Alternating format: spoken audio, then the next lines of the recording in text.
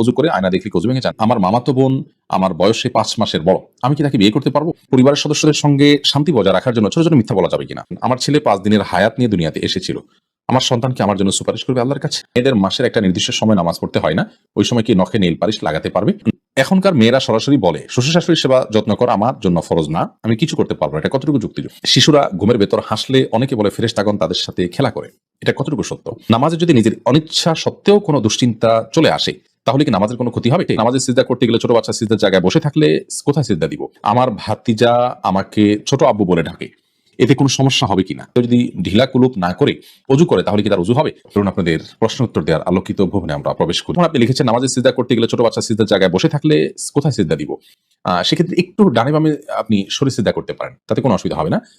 একটু এক কদম ডানে সরে গেলেন বা এক কদম বামে সরে গেলেন কিংবা এক কদম পেছে সরে গেলেন, কোনো অসুবিধা নেই। আর যদি কোনোই জায়গা না থাকে তাহলে এক হাতে আলতো করে বাচ্চাকে একটু সরিয়ে তারপর আপনি সিজদা করতে পারেন। কোনো অসুবিধা নেই। এমনি আলামিন লিখেছেন কেউ যদি ঢিলা কুলুপ না করে অজু করে তাহলে কি তার অজু হবে?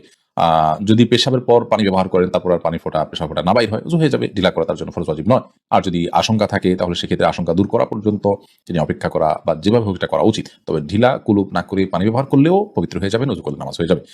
মোহাম্মদ মুনতাসির মাহমুদ আপনি লিখেছেন নামাজে যদি নিজের অনিচ্ছা সত্ত্বেও কোনো দুশ্চিন্তা চলে আসে তাহলে কি নামাজের কোনো ক্ষতি হবে?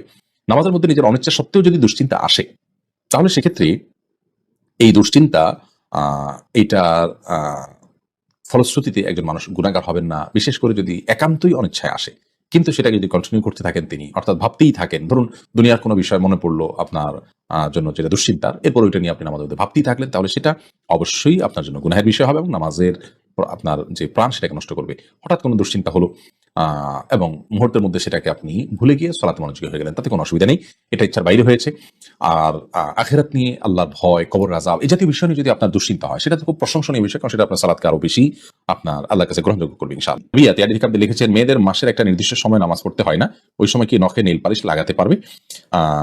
হ্যাঁ, ওই সময় নখে নেইল পালিশ লাগাতে পারেন। মাসিকের সময়তে যেহেতু আপনার সালাত নেই, অতএব নেইল পালিশ আপনি ব্যবহার করলেন, আপনার উযু করার প্রয়োজনীয়তা নাই, আপনি করতে পারেন। এরপর যখন পবিত্র হবেন তখন আপনি সেখান থেকে নেইল পালিশ গুলোকে রিমুভ করে আপনি উযু করে নামাজ পড়বেন, এটা জায়েজ আছে, কোনো অসুবিধা নেই। হাবিব রাজ আপনি লিখেছেন আমার মামাতো বোন আমার বয়সে ৫ মাসের বড়। আমি কি তাকে বিয়ে করতে পারবো? দেখুন, যিনি বয়সে বড় তার সাথে বিবাহ বন্ধনে আবদ্ধ হওয়া মৌলিকভাবে জায়েজ আছে। এটি কোনো নাজায়েজ বা হারাম কোনো বিষয় নয়। আমাদের সমাজে এটাকে দোষণীয় মনে করা হয়, সেটা আমাদের সমাজের দোষ বলতে পারেন। শরিয়াত এটাকে যাকে আপনার নিষিদ্ধ করেনি বিধায় বয়সে বড়র সাথে বিবাহ বন্ধনে আবদ্ধ হতে পারেন। বিশেষ করে নবী করিম সাল্লাল্লাহু আলাইহি সাল্লাম তিনি নিজেও খাদিজা রাদিয়াল্লাহু তাআলা আনহাকে বিয়ে করেছেন, তখন খাদিজা রাদিয়াল্লাহু আনহা বয়স তার চাইতে বেশি ছিল। তো এখান থেকে বোঝা যায় নিজের চাইতে বয়সে বড় কাউকে বিয়ে করাটা শরিয়া দৃষ্টিকোণ থেকে মৌলিকভাবে অনুমোদিত। এটাকে দোষণীয় মনে করাটা বরং দোষের বিষয়। আমাদের শরিয়াতে এত ফ্লেক্সিবল রেখেছে এই বিষয়গুলোতে, অথচ আমরা সেগুলোকে অনেক বেশি আপনার সংকুচিত করে ফেলছি এবং যার ফলশ্রুতিতে নানা রকমের অপরাধ প্রবণতা কিন্তু আমাদের সমাজে বেড়ে চলেছে। জোস মাসুম মামুন এআইডি থেকে আপনি লিখেছেন আমার ভাতিজা আমাকে ছোট আব্বু বলে ডাকে। এতে কোনো সমস্যা হবে কিনা? দেখুন, আপনার ভাতিজা যদি আপনাকে ছোট আব্বু বলে ডাকে তাহলে সেক্ষেত্রে মৌলিকভাবে কোনো অসুবিধা নেই, কারণ আমাদের দেশে অনেক এলাকাতে চাচাকে ছোট বাবা বলা হয়। ছোট বাবা বলা হয় এটা রূপক অর্থে। তাকে সত্যিকারের পিতা মনে করে বাবা বলা হয় না। মানে আমর রাজুল ইসিম ওয়াবি, একজন কারোর চাচা তার বাবার মতোই অনেকটা শ্রদ্ধার জায়গা থেকে এবং অন্য অনেক দিক থেকে সেই জায়গা থেকে তাকে ছোট আব্বু বলার যে প্রচলন আছে, এই প্রচলনটা আপনার রূপক অর্থে বলার হয়, সেই অর্থেই প্রচলনটা আছে, যার কারণে এটাতে আপনার বাপ নয় তাকে বাপ ডাকার যে অপরাধ, সে অপরাধ বা সে গুনাহ এখানে হবে না, কারণ ওই উদ্দেশ্যে কেউ বলেও না এবং বাবা হিসেবে গণ্য করে না। মোহাম্মদ জাহাঙ্গীর সানা আপনি লিখেছেন শিশুরা ঘুমের ভেতর হাসলে অনেকে বলে ফেরেশতাগণ তাদের সাথে খেলা করে। এটা কতটুকু সত্য? না, এরকম কোনো কথা কোন হাদিস দ্বারা প্রমাণিত নয় যে শিশুরা ঘুমের ভিতরে হাসলেই ফেরেশতারা তাদের সাথে খেলা করে। তবে হ্যাঁ, একটা বিষয় বলতেই হবে, তা হলো শিশুরা যদি ঘুমের ভেতরে হাসেন, তো আমরা যেরকম ঘুমে অনেক স্বপ্ন দেখি, সেই স্বপ্ন তারাও দেখে। সেই স্বপ্ন দেখে তারা হাসে। এটাই হলো বাস্তবতা। আর সেই স্বপ্নে তারা যেকোনো কিছু দেখতে পারে। কাকে দেখে সেটা আল্লাহ ভালো জানে, শিশুরা ভালো জানে। যে দেখে সে জানে, বাচ্চা মানুষ। তো এই হাসিটা আমাদের ঘুমের মধ্যেও তো আমরা হাসি বা কান্না করে উঠি বা ভয় পাই বা আনন্দ পাই। তো আমরা যেরকম বিভিন্ন দৃশ্য দেখি, তারাও এরকম ঘুমালে বিভিন্ন দৃশ্য দেখে। এটি হলো সেই বিষয়। এটাকে আপনার ফেরেশতাদের সাথে সাক্ষাৎ এবং তার ফলশ্রুতিতে তাদের সাথে খেলাধুলা করে হাসা, এটা বলাটা আমাদের সমাজে প্রচলিত একটি লোকমুখে প্রচলিত একটি কথা মাত্র। এর কোনো ভিত্তি কোন হাদিস থেকে আছে বলে আমার জানা নেই। উম্মে সালমা আপনি লিখেছেন, এখনকার মেয়েরা সরাসরি বলে শ্বশুর-শাশুড়ির সেবা যত্ন করা আমার জন্য ফরজ না। আমি কিছু করতে পারবো না। এটা কতটুকু যুক্তিযুক্ত? দেখুন, শ্বশুর-শাশুড়ির সেবা করা ফরজ না, ঠিক আছে। কিন্তু বয়স্কদের সম্মান করা, এবং তাদের সেবা যত্ন সাধ্য অনুযায়ী করা, এটা তো ইসলাম শরিয়ার নির্দেশনা। আপনি যদি বড়দের আপনি যথাযথ সম্মান না দেন, তাদের সম্মানের অংশ হিসেবে তাদের প্রয়োজনীয় সেবাটুকু যদি আপনি না করেন, একেবারে অপারগতা শিখা আপনি কথা বলেন, অপারগতার কথা জানান, তাহলে সেক্ষেত্রে এটা সন্দেহাতীত ভাবে আপনার ভুল। আমাদের অনেক বোনরা আজকাল এই কাজটি করছেন। আপনি এখন শ্বশুর হবেন, শাশুড়ি হবেন, তখন পুত্রবধূ আপনাকে স্নেহ করুক, মমতার পরশ দিয়ে আপনাকে আগলে রাখুক এবং আপনাকে ন্যূনতম সেবাটুকু দেখে, এটা কিন্তু আপনি চাইবেন, আপনার ভালো লাগবে এই বিষয়টা, সেটি মাথায় রেখে আপনার এটি করা উচিত। শ্বশুর শাশুড়িরও এক্ষেত্রে তাদেরকে কাজের মেয়ে হিসেবে ট্রিট করা, তাদের কাছ থেকে একেবারে সব তারাই করে দিবে, এমনকি নিজের মেয়েটা বসে থাকবে, তারাই সব করবে, এরকম মানসিকতা তাদের বর্জন করা উচিত। কারণ শরীয়তে সে নির্দেশ নয়। নিজের সন্তানরা তার জন্য মূল সেবাটা করবেন, পাশাপাশি পুত্রবধূরাও চেষ্টা করবেন তাদের জায়গা থেকে সেবা দেওয়ার। বিশেষ করে স্বামী যিনি সংসার উন্নতির জন্য অনেক কষ্ট করে চলেছেন, তিনি এত কষ্ট না করলেও পারেন শরিয়ার দৃষ্টিকোণ থেকে, তারপর তিনি করছেন স্ত্রী এবং সন্তানদের উজ্জ্বল ভবিষ্যতের জন্য।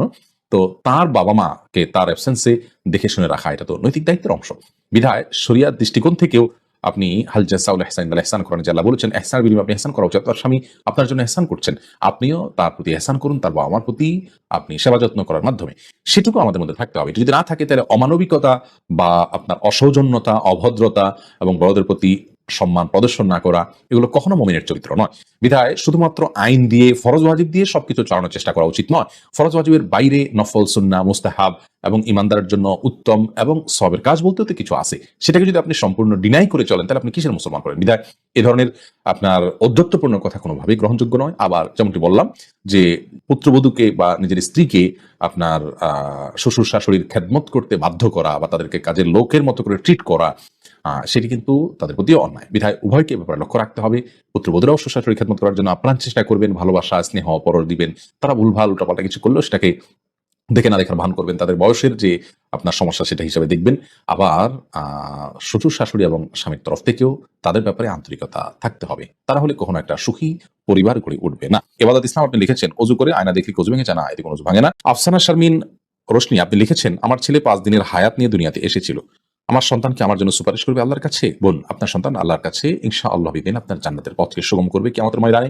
এবং এই ধরনের সন্তান বাবার জন্য জান্নাতে অপেক্ষা করবে, এরকম বিভিন্ন বর্ণনা পাওয়া যায়। যদি আপনি সবর করতে পারেন, আল্লাহ তাআলা আপনাকে সবর করার তৌফিক দান করুন এবং উত্তম বিনিময় দান করুন। চামেলি খাতুন আপনি লিখেছেন, পরিবারের সদস্যদের সঙ্গে শান্তি বজায় রাখার জন্য ছোট ছোট মিথ্যা বলা যাবে কিনা? ছোট ছোট মিথ্যা আর বড় বড় মিথ্যা, মিথ্যা সর্বাবস্থায় ঘৃণিত এবং জঘন্য অপরাধ। এটি মৌলিকভাবে করা যাবে না। তবে দুজনের মধ্যকার বিবাদ মেটাবার জন্য যদি মিথ্যা বলতে হয়, একজনের কাছে গিয়ে অন্যজনের ব্যাপারে ইতিবাচক কথা, এমন কোনো কথা বলা যাতে করে তাদের মধ্যে সম্পর্কটা জোড়া লাগে, তো সেটাকে শরিয়া জায়েজ রেখেছে। পরিবারের সদস্যদের মধ্যে যদি এরকম কোনো পরিস্থিতি তৈরি হয়, তাহলে সেক্ষেত্রে ওই ধরনের মিথ্যা কথা বলা জায়েজ আছে। এছাড়া আপনি খেয়াল খুশি মতো আপনি মিথ্যা বললেন পরিবারের সদস্যদের মধ্যে তথাকথিত শান্তি বজায় রাখার জন্য, এটি জায়েজ নয়।